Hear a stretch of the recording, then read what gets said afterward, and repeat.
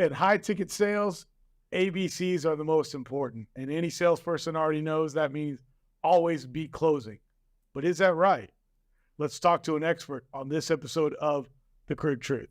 In 1901, at Spindletop Hill near Beaumont, the future of Texas changed dramatically as, like a fountain of fortune, thousands of barrels of oil burst from the earth towards the sky.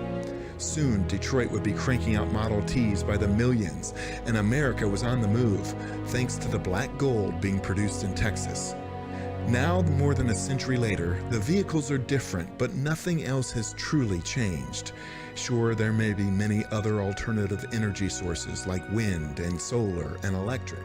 But let's be honest, America depends on oil and entrepreneurs, and if the USA is truly going to be independent, it has to know the crude truth. This episode is brought to you by LFS Chemistry, committed to being good stewards of the environment and providing the tools so you can be too. NAPE Expo, where deals happen. Air Compressor Solutions. When everything is on the line, Air Compressor Solutions is the dependable choice to keep commercial business powered up. Sandstone Group. Exec Crew. Elevate your network, elevate your knowledge. Oil and Gas Workers Association. Pecos Country Operating. Fueling our future. Well, hello again, and thank you for tuning in for another episode of The CRUDE TRUTH. As we continue to power on into 2024, again, I do hope everybody is just, winning and having just such an epic year so far. But sometimes we do all fall off a track as we're already getting into the end of the first quarter of the year, and we got to get back on track. And sometimes we think, how can we do that? Oh, let's just get rid of it and not even focus for the rest of the year. But there's plenty of time. And today I've just brought on a great guest that's going to help all those sales individuals out there today just get back on track. But first, I'm also excited to say that I brought back my co-host again, life coach and entrepreneur, Kristy Kerns. Kristy, how are you? I'm amazing. How are you? I'm doing great. It's a good day. A little rainy as we shoot today, but that's okay. It's nice and warm here in the Dallas studio, so we can't complain. It is.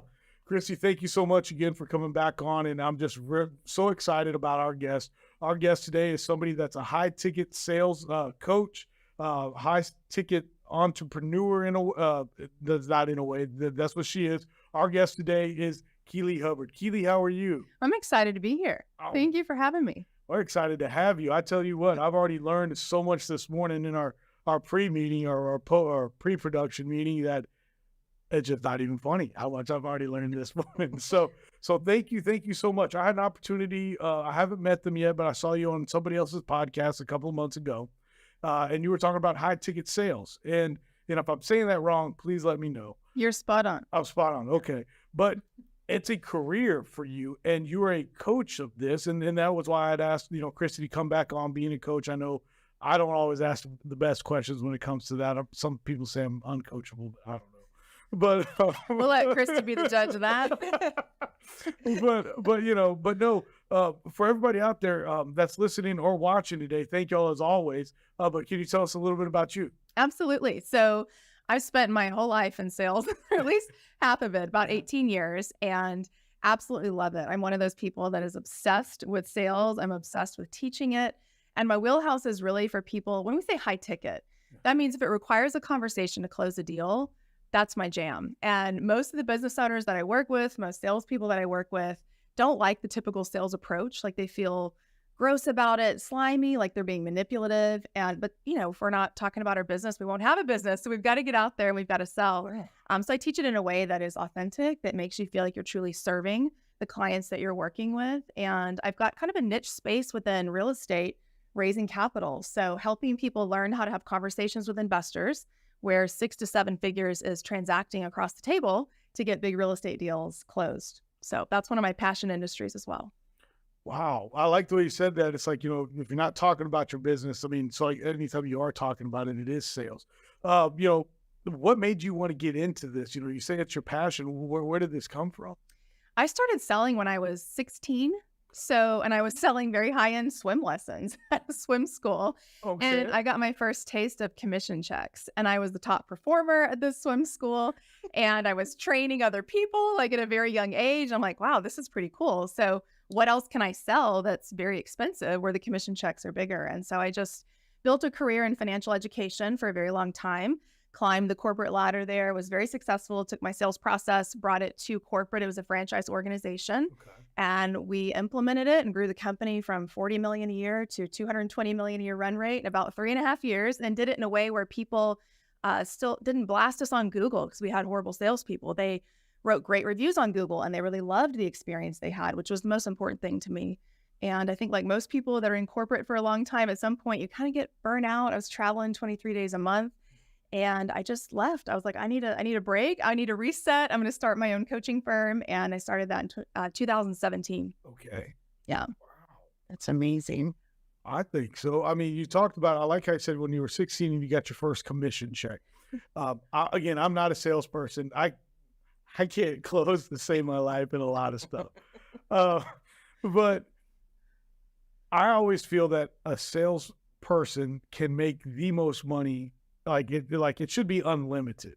It's like, because if they're making money, that means the company is making money. At least it should be. So that's why I always think sales is something that's amazing. And I think that skill is transferable. When you can actually sell, as the old cliche, ice to an Eskimo, I think you're just really, really doing something there. And the high ticket sales part of it, in the oil and gas industry, that's all it is. It's high ticket sales. So we've got guys that are, trying to move 6, 7, 9 figures. And of course, you look at all the mergers and acquisitions that go on right now in the oil and gas industry. I mean, those are what's a billion? 10 figures, right? Yeah, 9, 10. Yeah, those are 10-figure deals. Somebody's making something off of those. So that's always a great thing. What made the high ticket sales be what it was for you?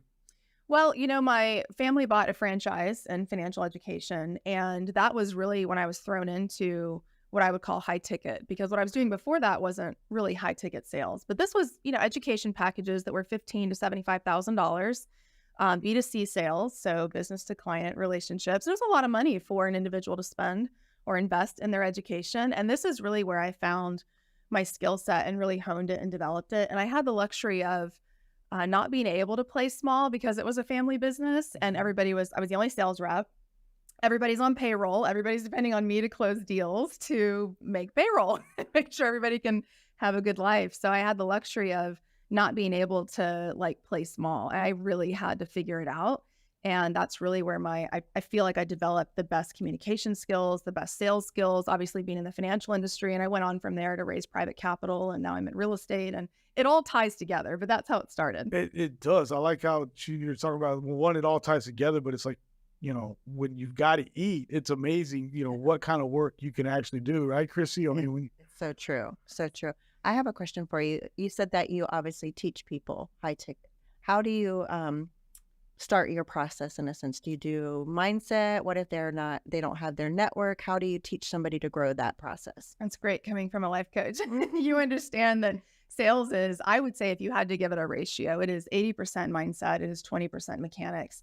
And when I was in corporate, I had teams of about 600 sales reps, a lot of directors in there, right? So I'm not directly managing that many people, but I knew when one of my reps was struggling, there was something going on between their ears. That was the issue. And if we don't fix our belief system and what we believe to be true about ourselves, our market, the economy, our prospects that are coming through the door, it doesn't matter what techniques it's not going to work. So I started a lot of my coaching sessions off with, does anybody need a head check? And I've created a culture with even my group coaching clients that are like, yes, I'm really struggling today. And I noticed that when they're in the middle of something that's high stakes, right? They're raising $10 to $15 million of capital to get a deal across the finish line. There's often times where they start doubting themselves. And so we have to tackle that first, which I know you understand, Kristy, very well. Yes, but I love that you tap into that. It's so important that you do that for them. Yes.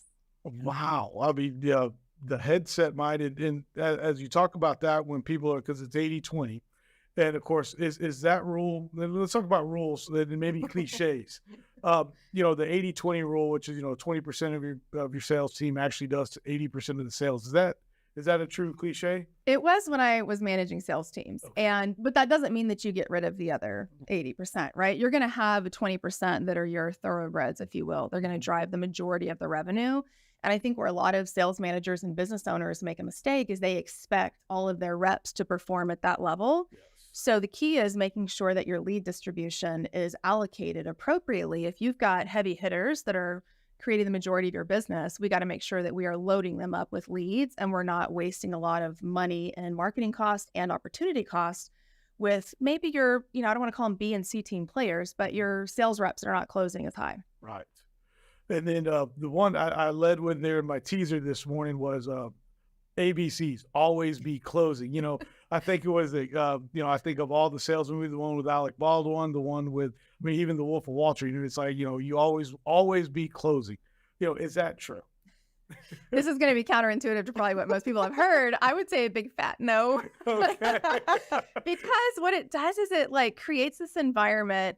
It gives fuel to the sales reps in the worst way possible, where they're out there wheeling and dealing and being salesy, and people hate that. People cannot stand salespeople. We have such a bad reputation.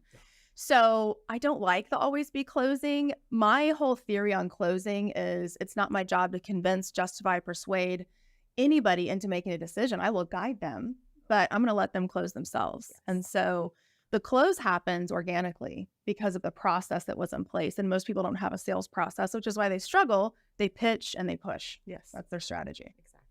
They pitch and they push. So I guess that is one recommendation, is to create a process. And that's something that you probably help out with. Yes. Another question I want to talk about is, here we are now, we're already into the new year, and all salespeople, have this goal and they want to go with it. And then probably by the end of the month, by the end of the first quarter, they're just done. They're like, oh my God, I didn't do it. That means I can't do it for the rest of the year. Is that true? Can they turn it around? And if so, can you give some advice on how they can? They absolutely can turn it around. And Kristy, I already know that you, being a life coach and a performance coach, you understand this. But it's one of my own coaches said they don't serve champagne at pity parties, so don't stay too long. And I'm always like, you can throw a fit. You may have a bad day, a bad, week, but don't let it turn into a bad quarter. Okay. And when we internalize the failures in our roles that we play in life, one of our roles is being a sales rep or a business owner. And if we internalize a failure in our role into I'm a failure, that's where we start spiraling. And so the key is keeping those two separate, what you believe to be true about yourself and the roles that you play in your life. And so something that I tell a lot of my, I guess I call them capital raisers, is the belief that I'm a fourth quarter champion. It doesn't matter what the scoreboard looks like. I always find a way to win. And when you believe that about yourself, you follow through with the actions that are required to always win. Even a failure is a win. Yes. So true. I love that. That is amazing.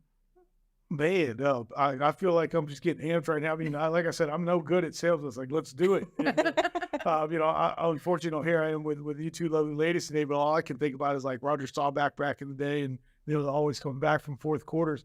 When you talk about your high ticket sales individuals, the ones that you see that are just exceeding expectations, what is it about some of those individuals that they're doing also that help out? A lot of it's their mindset, like we've talked about. Obviously, they believe they're winners, so they keep winning.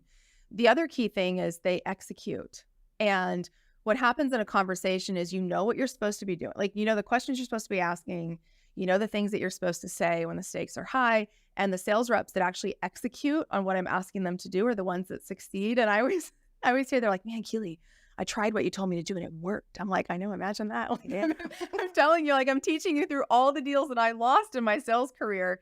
Don't make the same mistakes. I promise you it works. But it's the ones that execute. Even when it's uncomfortable, man, I don't really feel comfortable asking that question. I'm like, you don't have to like it, but you got to do it. And the more and the more they implement it, the more they're like, wow, this stuff, it really works. So it's execution. It's a big piece of it. Go for the no. Huh? Yes. That's 3-second rule and go for the no is by far has been helpful for so many people. What's the 3-second rule? 1, 2, 3, go. If you want to say something, do it. Yeah. Don't question it, because after 3 seconds, you're doubting yourself and you're not going. Oh, wow. So 1, 2, 3, you want to say something, say it. If not, you're going to get in your head and not do it. I love it. Man, look at that.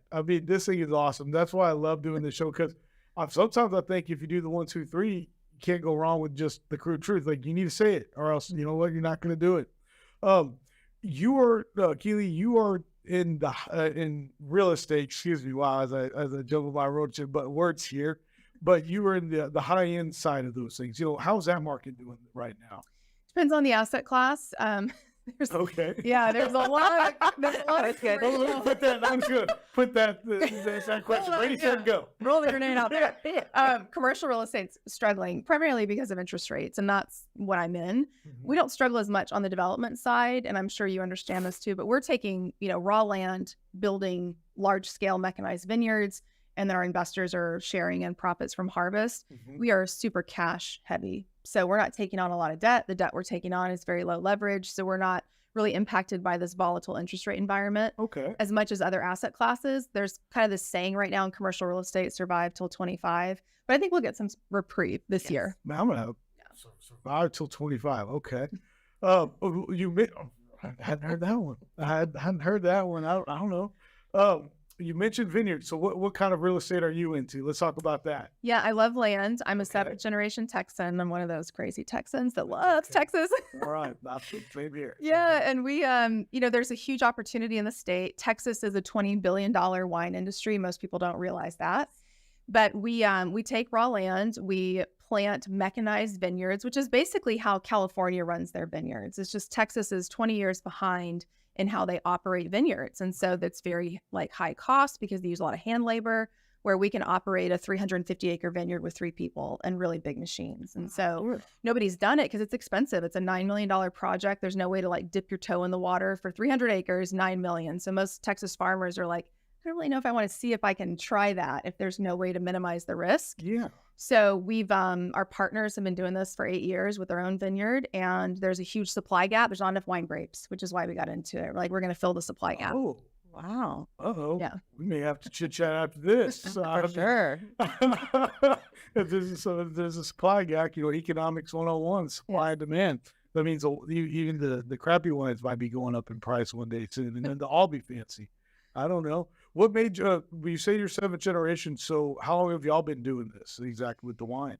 Well, we got into it 3 years ago, but our partners are generational farmers, and they reached out to us and said, hey, we want to fill the supply gap in Texas, but we've never branded anything, brought in investor capital. My father's run 6 companies. They wanted his financial background and experience. Yeah. And so, but we connected through a podcast in the real estate space. Oh, they heard us. They were like, we got to talk to you guys. We want to partner. And that's where it came about. My dad was going to put vineyards on the family ranch, just like you would run cattle, plant some vineyards just to help make the land payment or pay the taxes. And so they heard that. And that literally, my dad just saying that is, what do you do in your free time, is what created the phone call and then a partnership. And we've been doing it now for 3 years. Well, you kind of, maybe shared it, but that's kind of what I was just saying. It's like 300 acres. Can we carve off maybe and give it a go? I mean, we got a team. That's what I was thinking. Because, one thing that I've read, I went to church, we're shooting on a Monday. So I did church yesterday, and I definitely heard the word wine in the Bible once or twice. So I don't think wine's going away anytime soon. No. And I think it's also cool. I want to tie in spirits real quick, that how Texas is now just doing so well with wine. I didn't know that. I know we have vineyards like here in North Texas and, of course, down in the Fredericksburg area. Yeah. But also in those same areas, a lot of whiskeys now and stuff that we're doing is because of the rocks. They are a lot like the Tennessee and Kentucky rocks, and so we're winning awards there also now. So I thought that's pretty cool. I didn't know that wine in Texas is, just blowing up. Most people don't realize it.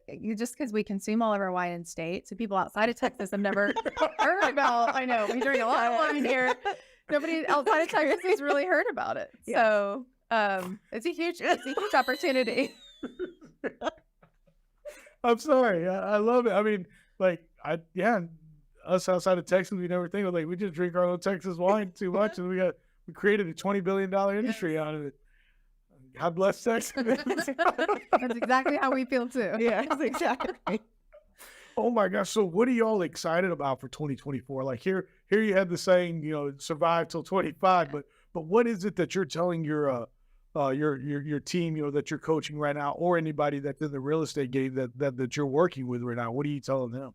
Now is a great time to be, gathering investor capital. There's so much money ready to move. People are tired of not achieving their returns by having all their money in the stock market. They're tired of the instability and the volatility. And so there's a lot of investors that have money that are looking for trusted operators and, places to put it. So it doesn't matter what's happening in the economy. It is always a great time to grow your business.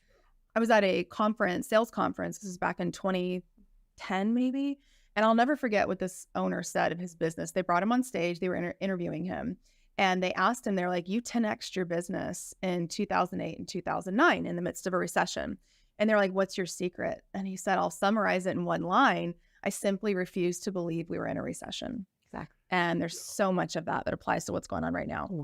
That is so true. I never, again, I enjoy talking, and I've told this to Kristy so many times, like hearing other people say things like I've done that, but I never relate those things because I'm not the best communicator again.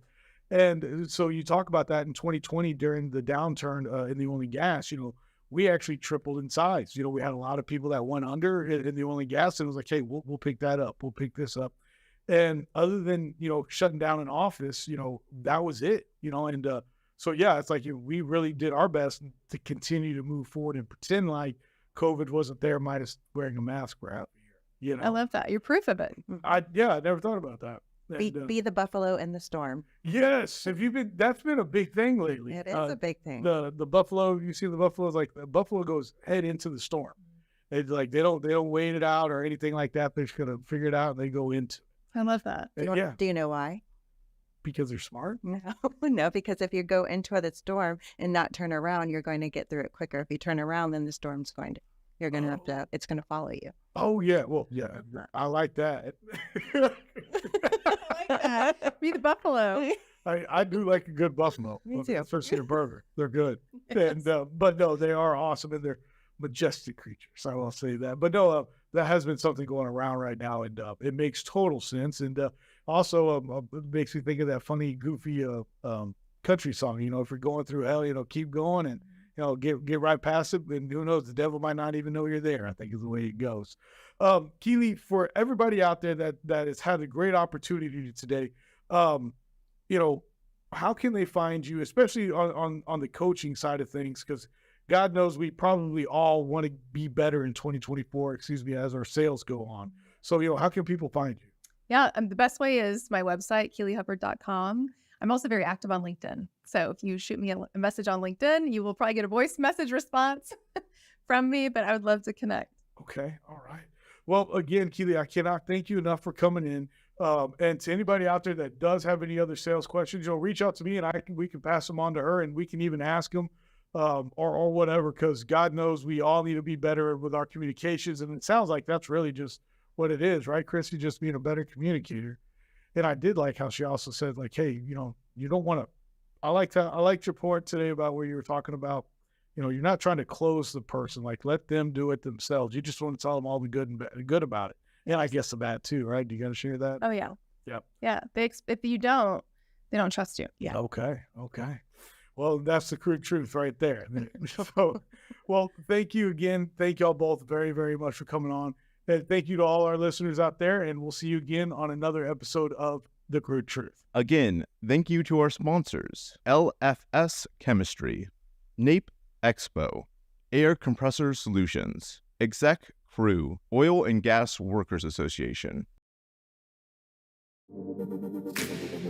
The easiest way to start your own podcast and TV show? Real News Communications Network. Stand out from your competition. Produce streams of high-quality social media content. Become a thought leader in your industry. With RNCN, you get to be the host. We handle everything else. Tour one of our 3 locations in Dallas, Fort Worth, and the Colony. Call 972-402-6333 or visit launchashow.com to find out more.